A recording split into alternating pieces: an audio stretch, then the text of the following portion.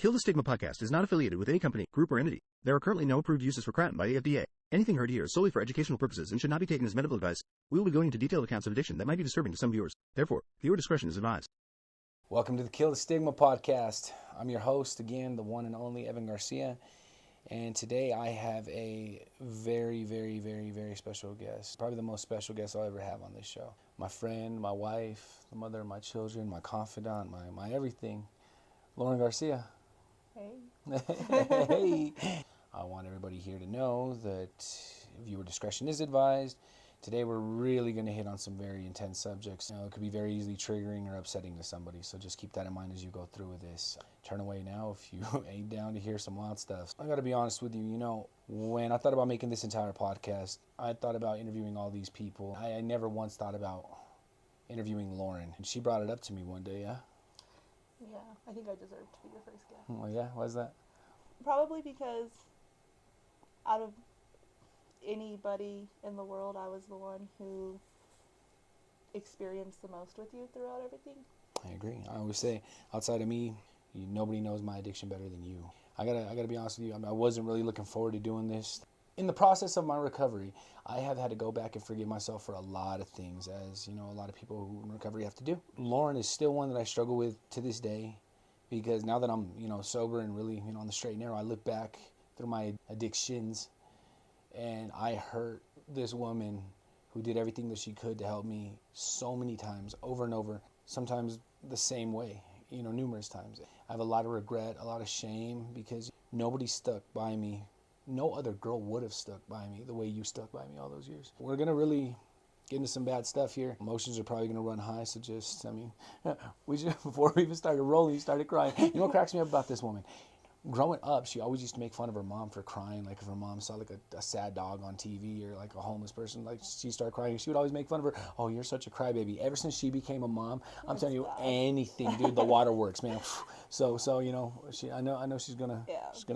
It's bad. It's bad, no, it is. So, just stick with us. This is probably going to be the hardest interview I've ever had to do because, I hate reliving what I put this woman through. She deserved none of it. Hey, you know what? I guess that's what we're here doing. We have to show the world that people can change. Yeah, if the other person really wants to change. Exactly. Let's go. All right, babe. How old are you? What's your name? I'm 29, and my name is Lorryn Garcia. Garcia, where are you from? I've lived here my whole life. I was born in Las Vegas, but my parents moved here in 94, and I was born in 93. What shitty football team do you like? They're not shitty. I like the Raiders. Yeah, I like the Raiders. Well, it kind of worked out perfect for her. Her dad was like a really, really big Raider fan, like a for real one. He had like the Raiders tattoos on his back and everything. With that being said, she was born in Vegas, so it kind of worked out perfect when the Raiders got relocated from Oakland to Las Vegas. Growing up out here in Colorado Springs, what was your family life like? My parents were off and on a lot when I was younger. Pretty much majority of my childhood, they were not together. For a while, they still lived together, even though they weren't together. I grew up around a lot of addiction. Every adult that I knew that was around had struggled with some form of addiction at some point. It was all around you? Yeah, it was everywhere. How did that affect you growing up? Did you do any dabbling in drugs or anything? No, not really. I smoked weed. Drank a couple times? Yeah, maybe 5 times each. Nothing like some kids who are partying every weekend, going to parties. Well, yeah, but not even the normal high school kids who partied. I was always even hanging out with you. I was always the designated driver. Sober one, yeah, I was always the sober one. You are an anomaly in this whole addictions thing. That's what always blows me away about you is that I grew up in this really good life, no addiction anywhere, and look what I turned out to be. The way you were raised, I don't know what the statistics are, but it's got to be something insane. The numbers will probably say it's a lock that you were going to be a drug addict. You said a lot of the adults that used to hang around when you were a kid, they had kids your age. What percentage do you think of those kids growing up became drug addicts? Probably close to 90 if I had to guess. You literally just made different choices. What played into that? What do you think? I feel like when you grow up in certain situations, you have 2 choices. You either learn from it and you really make different choices for yourself, or because that is all you know, that's the same path you go down. Some of those kids that I had been around, growing up, whose parents were addicts, they became addicts themselves, and, I think about it a lot, and I'm like, they were dealt a really shitty hand in life. Because no matter who did what when I was growing up, We were pretty sheltered from it for the most part. You're pretty fortunate. Yeah, Given and the circumstances. for sure. My mom always had a place for us to live. Like, we never were bouncing from people's couches. Never got lost to the system. No, there were people who were staying on our couch with kids. We never went without. And maybe that could be why I took a different path. I don't know. You were a lot more fortunate than a lot of the kids that grew up in the same circumstances. So when I met you, you didn't do anything. You didn't drink. You didn't smoke. Nothing. Yeah. You still don't. Where does good old Evan Garcia come into the picture to just fuck up everything good you had going on for you? No. We were 16, summer before our junior year in high school. Which, by the way, I went to high school. I was enrolled in high school, okay? Like, I dropped out senior year, and she graduated early. We were total opposites, man. You just like that bad boys, huh? You like them bad boys. No. That's not what happened. Well, obviously. Yeah, we were Two doing opposites. some hood rat shit. Yeah, hanging out with some real sketchy ass people. We were at this like ghetto house party. He was just drinking, thinking he was the life of the party over there. But at that point in my life, I was 16 years old. You know what I mean? I my motto to get chicks at that point was to not give them attention. So there's a bunch of people. There's a couple girls there too. But guess what? I saw Lorryn. I thought she was cute. But I was like, you know what? The best way to get her attention is to talk to everybody else in this room except for her. Lo and behold, it worked. You're so fun.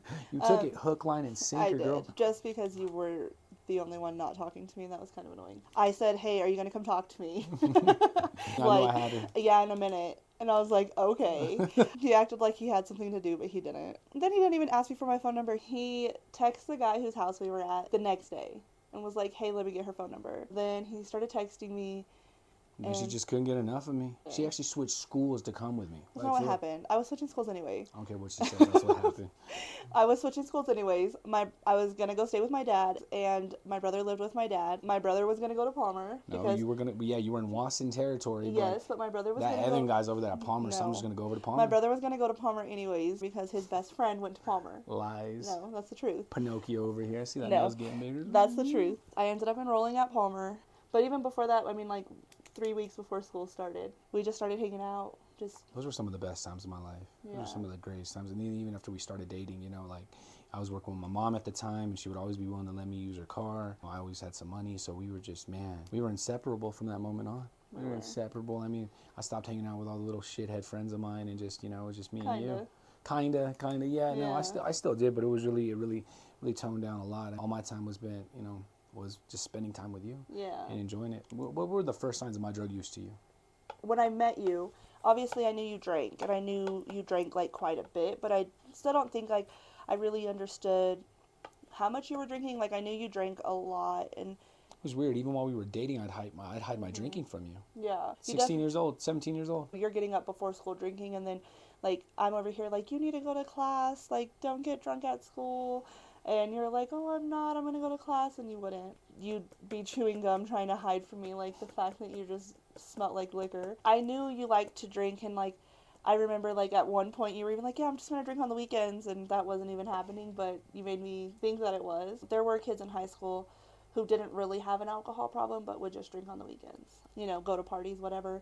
You know, as I found out, like, later on, you were getting up in the morning drinking plain vodka at 6 o'clock in the morning. Not plain. It was always pink lemonade burnett. Okay, but it was like straight from the bottle. Straight from the bottle. Yeah, no, man. We go through all our teenage years. You know, you're with me every party I go to. I'm drinking pretty often. I ended up dropping out of high school, starting, you know, got to work, and then you graduated, and you know, some things happened within my household, and like soon thereafter, and moved in with Lorryn and her dad. That's really kind of where the trouble started. I was really hurt with the situation that happened over at my house, and so I dulled it with a lot of pain pills and a lot of alcohol. Lorryn was just there trying to help me.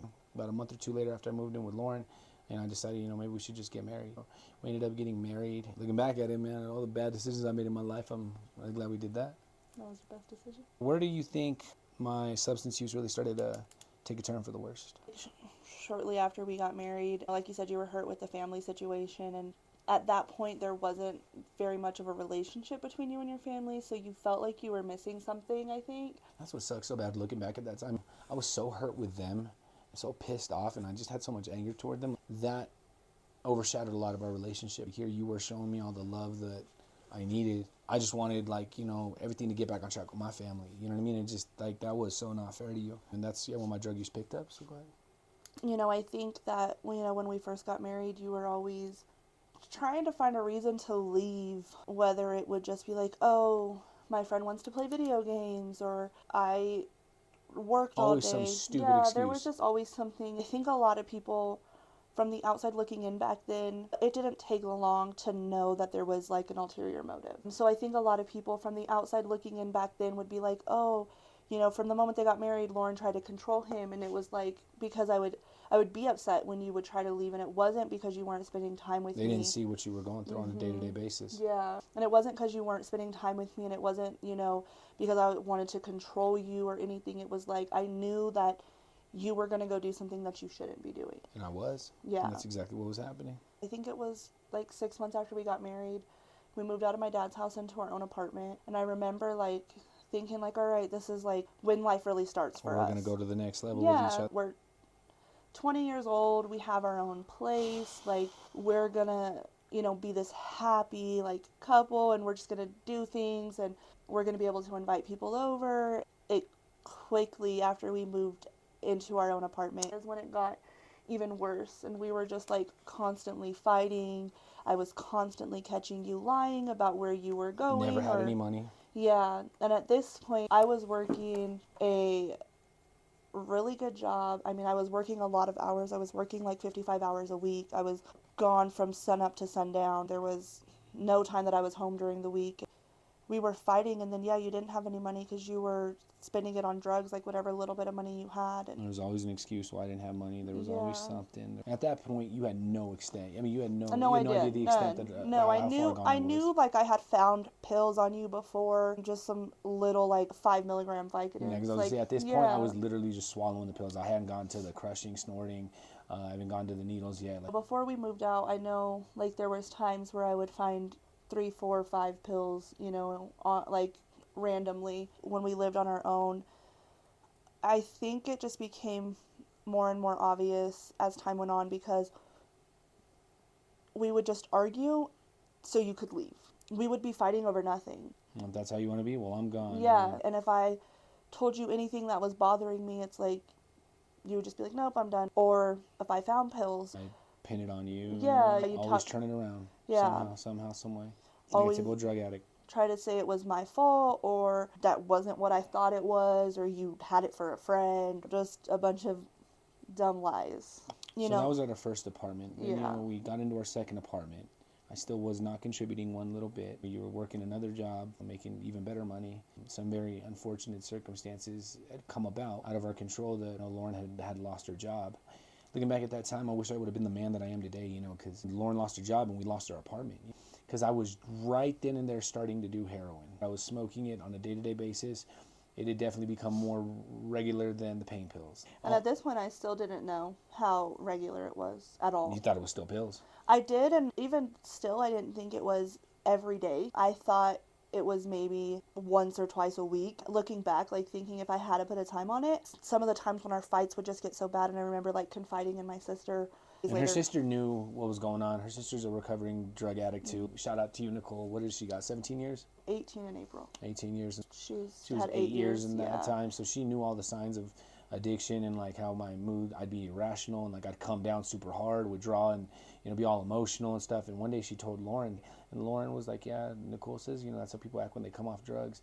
And I was like, nah, Nicole's stupid, screw her, like she doesn't know what she's talking about. I got off the phone that day and I was like, damn, like Nicole hit it right on the head, like 100%. I was able to hide most of my pain pill use for the most part. Once I transitioned over to heroin, it was a lot harder to control. I started noticing like the correlation between like times when you were like, because you'd become complacent with the drugs and I'd find them, or you'd be using more or whatever it was, and those are the times that the fights would be really, really bad. Now when we moved into our second apartment, and then things were just bad, and now we ended up losing that apartment, having to go live with my mom. Knowing that we were losing our apartment and we were about to go live with my mother-in-law in her basement, I didn't have a job, I had a raging heroin addiction, knowing that I was putting you through shit, and you were begging me that whole time. You were begging me that time, I need your help, I need you to get to work, I need you to, everything, you set up interviews for me, tell me who's hiring, and I just, dude, the only thing I cared about was feeding my addiction, putting you through hell. In the meantime, we were literally about to go live with my mother-in-law, and that still wasn't enough to get me to shape up. The only thing that meant was we were going to move to Fountain. Now I'm further away from the drugs. We get to your mom's house, and that's around a little bit soon thereafter is when I started using needles. I don't think I knew for a while about needles. I remember when you told me. I had asked you and you had told me no. But I remember we were fighting and I told you like I felt dumb for loving you and you told me that I was dumb for believing that you had never used needles. Yeah, I was really shitty on my part, for real. Yeah, like I would do anything to just, throw it back in your face. I remember there was one time you came out of the bathroom and, I had gotten so complacent with, my drug use. I remember you found a necktie that you could tell was used to tie me off. And you came in and you were like, are you using heroin? And I remember like thinking like, damn, that's pretty damning evidence right there. I was like, no, absolutely not. Like, I don't know how that got there or whatever. And I remember you knew at that point. It was soon thereafter I admitted it to you. Yeah. I don't even think it was that day. It didn't make me want to quit, but it really made me think about what was going on in my life. Because I remember there was one time, like I went to the bathroom and I locked the door behind me and you were, I guess, standing right on the other side of the door and, you started banging at the door and like you were screaming because at that point, I was using a lighter to obviously, cook on the spoon. You were like, I heard a lighter. I know what you're doing in there. And you just started banging on the door and it went from like anger to crying. I looked at myself in the mirror and I was just like, damn, bro, like, it's crazy. Like I had just shot up and the euphoria was just coming over my body. And I remember even then, like staring at myself and like not knowing what I'd become. And I'm like, damn, bro, like you are really, really treating this girl like shit. And I remember thinking, you're never going to grow up doing this. At that point, you're just like sitting at the base of the door crying. Still wasn't enough to get me clean though. Still wasn't enough to get me clean. Yeah, I would just leave random times, take the car and just bounce out for days at a time. Looking back at how selfish I was during those days was like, I remember one time you wanted some frozen yogurt. And I was like, no, that's too much money. That's so expensive. That's ridiculous. And looking back at it, I was like, dude, I was fueling up $100, worth of heroin a day. And I couldn't even get you some frozen yogurt. There were so many times, every time I would catch you, I'm like, let's get you help. Like, go to meetings, go to therapy. Like, you even looked up the methadone clinic for me. I remember one time you were like, well, we can't afford for me to go to therapy. And I remember I found this therapist downtown. And I was like, we can find the money, like, whatever. It's just so wild to say because I'm spending $100 a day on friggin' heroin. Like, I mean, if it was that important to me, I'd have found the money to go to therapy. And I just remember wanting to do everything to help you. I just wanted you to go to therapy, and at this point, You wanted me to get help? I knew it was bad, but I didn't know how bad it was. Still, even then, even though I knew you were, at this point, I knew you were using needles and all of that, I still just thought it was recreational somehow, some way. I don't know if I just convinced myself of that. There's probably a coping mechanism built within yourself, like, trying to convince yourself it wasn't as bad as it was. I remember those times crying. I remember just crying for you to get help, asking you why I wasn't enough for you to get help. Then my dad died. And I think that's where a lot of our relationship changed for the worse after that. No matter how much you tried to help after that, through being high, I was so angry at you for being high. The day after my dad died, I remember, told me you had to go to a work meeting or something, so I dropped you off, and then you called me like 45 minutes later and was like, oh yeah, the meeting's over. I remember picking you back up, and I knew you were high.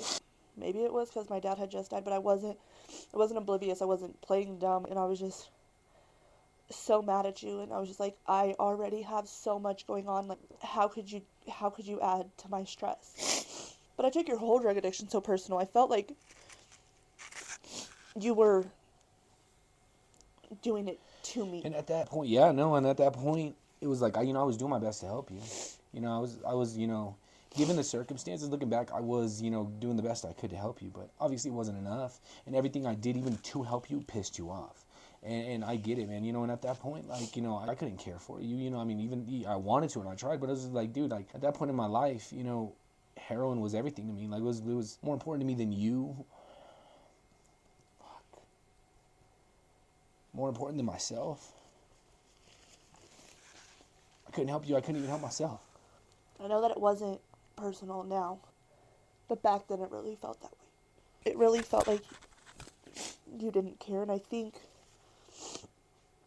that was the point where I really just was like, he's never gonna change. Yeah, you really started pulling yourself away from me. Yeah. And I get it. I emotionally started to distance myself. I feel like you should have done that earlier, looking back at it. Even then, I was still like, I didn't get married to get divorced. I didn't get married, like, when I married you, like, I meant that, and I meant that I wanted to, like, be with you forever. Yeah. My dad died, and then 3 weeks later you were still doing the same thing. Your dad died at like one of the worst times. Like that was like when I was at the peak. That's when I was like at my absolute worst. Probably the worst times of my life. So that's when I was using the most. Needles were already like been in the picture for a while. That's when I'm doing the most lying, cheating, all the grimiest things I could do, I was doing. And you were just there grieving your dad. You know, basically it lost me because I was no longer the same person. You knew you didn't want to be with me anymore. Yeah, it was just too much. Like there was. Yeah, I'd put you already through like what 4 years of constant addiction. You already we tried everything. We tried everything. You know, rehabs. I mean, freaking detoxes. You used to stay up and you know when I would withdraw at times. You know what I mean? Like and you'd like sit there and coddle me, try and help me, and then it got to the point where you're just like you withdraw and go sleep on the couch. You know what I mean? Like probably the first like 10 times I felt really bad for you, trying to get you to like drink Gatorade and stay hydrated. Yeah, just help you through it because it was like in my head I'm like, okay, if we can make it through this, everything will be good. Yeah, even though I had been around addiction so much, I'm still so naive to this type of addiction. Right. Still so naive to like actually what addicts have to go through. Because I think that there's some things about an addiction that you don't understand unless you have experienced it yourself, no matter how much you've seen. In my head at this, all those times you're withdrawing, I'm just like, let's get through this. The end is near. Yeah, like, let's get through this, and once you're out of the physical dependency, you know, we'll deal with the rest because, you know, we can figure out the emotional stuff, and you'd go back. Like, go back to it, and you'd be like, why are you going back? Like, you know, you'd say, why are you going back? Like, you just withdrew that whole time. Like these last 3 days were for nothing. I remember telling you that so many times. And that's like, so crazy, like, about addiction. Any addicts out there can attest to this, too. It's, like, so crazy. And, you know, they say withdrawals anywhere between,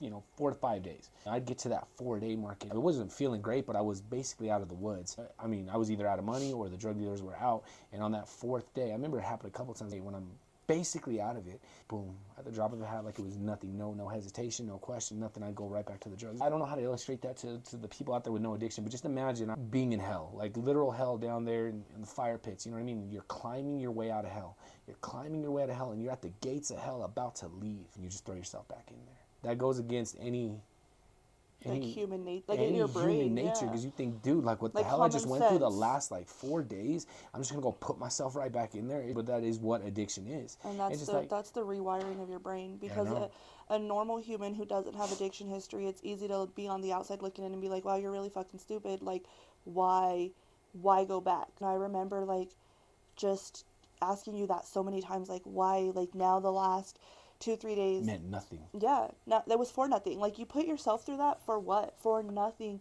Probably after like those first 10 times, like I didn't feel bad for you anymore. Like, whatever, man, like you did this to yourself now, and I really felt like at that point it was a choice. Like you chose to do this. Like you knew what you were doing. You knew what came along with doing that. You know, everybody says like addiction's a disease. At that time, I used that as one of the biggest crutches, one of the biggest cop-outs all the time. Well, babe, it's a disease. You don't understand the disease I have. I'm an addict. Man, looking back at it, I was the biggest friggin'. But, you know. I was using it as an excuse because it was an out. And that's why I don't believe nowadays, like, you know what? People who have cancer, people who have illnesses, maybe I shouldn't even be going off on this tangent. Like, those people have diseases. You choose to give your money to the heroin dealer. You choose to use those drugs, and that is not a disease. And I think it's disrespectful to anybody who has a disease. And I mean, hey, look, we can all agree to disagree. That's how Evan feels, though. You know, the addict mentality, there's something that does rewire your brain, and like that's a proven fact. And, yes. Like there are people who do what you did continuously still. I just got out of jail after 30 days, and I'm clean. And, you know, here's my first step that I could take. But instead, I chose to get high because I'm an addict. It's a struggle. Everybody has to fight. I mean, nobody said getting clean was easy. But people who just have no desire to get clean, and that's where you were at, they do use it as a crutch. For sure, it's a cop-out. Yeah, it's a cop-out, for sure. I mean, yeah, it's hard. I'm not discrediting that at all. And haven't been an addict, and I don't know that part of it. It is hard to get clean. There's a reason why people have to go to rehab. It's harder to stay clean. Yeah. Coming up on this other one, I say it again, you know, like a lot of people forget, like they think the withdrawing part is like the hardest part, and that's what everyone's afraid of. It kind of sucks, especially if you're in active addiction. I'm not trying to deter you from this, but like, yeah, withdrawing is the easy part looking back at it. It's getting past that and then righting all your wrongs, putting out all the fires you started for the past like couple years. You know what I mean? That's the hard part. Building back people's trust. It took me years to build back her trust. Years. Mm-hmm. We were probably, throughout your addiction and even thereafter, we were probably in a relationship that we shouldn't have been in. super toxic. We were living a lot in our past. It was so hard to get through. Anybody who is, with somebody who is an addict, I don't recommend staying. I don't recommend putting up with all the things that I put up with, because honestly, looking back at it too, her telling me that this was basically me or heroin, that was basically what really kicked me into gear. She had threatened it before. She had threatened it numerous times before, but I was like, okay, yeah, I'll believe that. I'll believe it when I see it. But once she made it clear to me that it was, pretty close to done, that's when I was like, all right, better shape up. And it still took time after that. Still took time. We're kind of like going through this phase where we're together and we're not together, and we're not living together, and you're staying at your parents' house. And then he overdosed. After she told me she was, basically done with me, like, I straightened up for a little bit. Like, I kept relapsing. I just kept relapsing. No matter how hard I tried to stay away from it, the urge was too strong. And so, but like, I was able to put clean time, relapse. Couple weeks, couple months, clean time, boom, relapse. After the overdose, we really start to try to figure out our relationship. I think that there was a turning point after the overdose, after we were kind of not together, that you were just like, I really need to do this. Yeah, like, I'm gonna die if I don't. Yeah. I remember you coming to me basically saying, like, if I don't figure this out and I don't figure it out with you, then I'm gonna die. There's probably multiple times that you could have easily died. Not probably, there is. Years later, you tell me there were times where you didn't use as much as you wanted to because you knew you couldn't be nodding out on the couch without me freaking out. And then if I'm freaking out, like, your high's not enjoyable because I'm just screaming at you and being mad and crying and whatever. I think part of you was like, oh, I still want to enjoy this and still, not have her mad at me. And then two, like, you did care in a sense to try to protect my feelings. Yeah, so without you being around, I would 100% killed myself a couple times probably. Yeah. We try to figure out our relationship at this point. That's where kratom comes into play. And you guys just right now just got highlights. You guys don't know the day-to-day struggles, the week-to-week struggles, the lying, the conniving, the manipulating, the just overall shitty person that I was to this woman was just, definitely a part of my history that I'm totally ashamed of. And, like, I still struggle with some regret from it, a lot. I've dealt with a lot of regret in my life, but that's one that definitely does stay. But that's why I'm, like, trying to, give you everything now that wasn't able to give you then. I think I've made that very obvious. Once we start to try to figure it out, kratom comes into play. When you first told me about kratom, I remember just thinking that it was just something else you were going to use to get high. And that is, I completely understand that. You had every reason to be suspicious of it because, at that point, I used to do just about anything to get high. Like, I would try anything, do anything to get high. So at that point, she was probably just like, oh, so this is what we're doing next. Okay, I've heard you're going to get clean 1,000 times. I've heard that, this... You tried methadone, you tried Suboxone, all this stuff was supposed to help you get clean, and here we were still doing the same thing. We got another episode coming up about the methadone and Suboxone. That stuff's a sham. I can't wait to let that out to you guys. So I think when kratom came out, or when you came up to me about kratom and was like, oh yeah, I'm gonna try Skeptical. this. Yeah, for sure. Maybe a couple weeks at first, I was just like, okay, we'll see. But as time went on, it was easy to see where kratom took you. To take kratom daily, you weren't going to go steal from somebody or rob somebody. I was emotionally more available to you. For sure. You were more aware of what was going on, situation. I was aware. What was going on. Slowly became a better person. Yeah. Back to who I knew you were before heroin really took over. Last time. That's intense. Yeah. Where do you think our life would be right now if it wasn't for kratom? We for sure wouldn't be together. You'd probably be dead or in prison. Easily. I wouldn't disagree with that. Kratom saved our marriage. It saved your life. We now have 2 beautiful kids that we couldn't have had without kratom. I could not imagine having kids throughout the things that we went through. That would have been absolutely horrible. I couldn't imagine trying to protect them from that. And I got to thank you for giving me those boys. Before them, I started to try and get my life together. It was a little difficult. But when those boys came, man, they have made being a better man so damn easy. Those boys deserve the best you. They deserve the best me. They deserve the best us.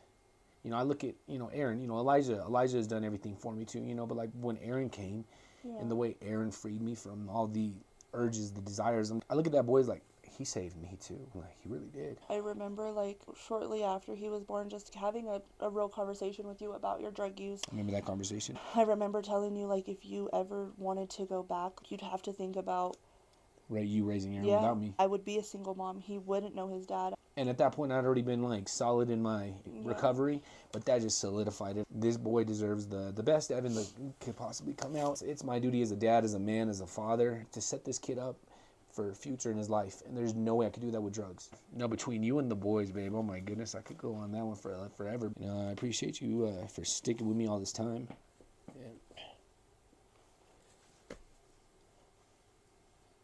Sorry for all the bullshit I put you through. Sky's the limit from here.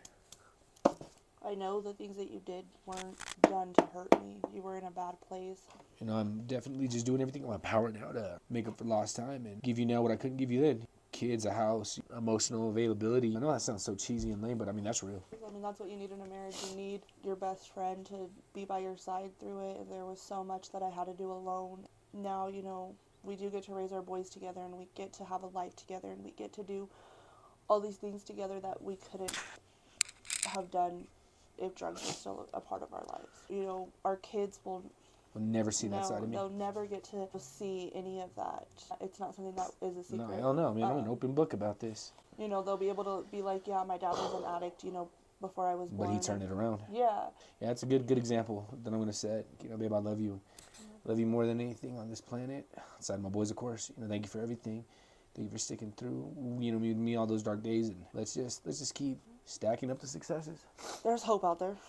What would you tell anybody out there that is in addiction or is with somebody in addiction? What do you say? If you're the spouse of somebody who is an addict, I don't recommend staying. I don't recommend walking away the second that they're doing drugs. Do what you can to help, but they got to help themselves. Yeah, don't exhaust yourself mentally and put yourself in a bad place mentally. Don't let them spin it around on you. You know what your relationship is, and you know what you do. Don't let them make you feel like you're the reason that they're doing drugs or that you're the reason that they're fighting with you. Stick your ground. If you're with somebody in active addiction, they're literally AA and NA meetings for the family members of addicted loved ones. And don't let them take more from you than they already have. When they're ready to get help, if they're ever ready, then be there. But that doesn't mean you have to put your life on hold either. Take care of yourself, and whatever you have left after taking care of yourself, you can put into that other person. But take care of yourself and do your best to help them at the same time without losing yourself. There is hope. There are success stories. Damn right. And the best is yet to come. Yeah. The best is yet to come. I know it. It's not impossible where he was in his drug addiction and where we are now. Like, if you would have told us that 5 years ago, like, he wouldn't have believed it. I wouldn't have believed it. There was no end in sight. Oh, now here we are, and life couldn't be better. Hey, man, that was a lot harder than I thought it was going to be, and I knew it was going to suck. I mean, I hope somebody out there can take something from this, because you got to keep trying to fight. Yeah, you got to want it for yourself. Alone. Just keep kratoming on, guys. Keep kratoming on. And thank you guys for joining us today. Thank you guys for joining us today. It's Kill the Stigma podcast. Love y'all.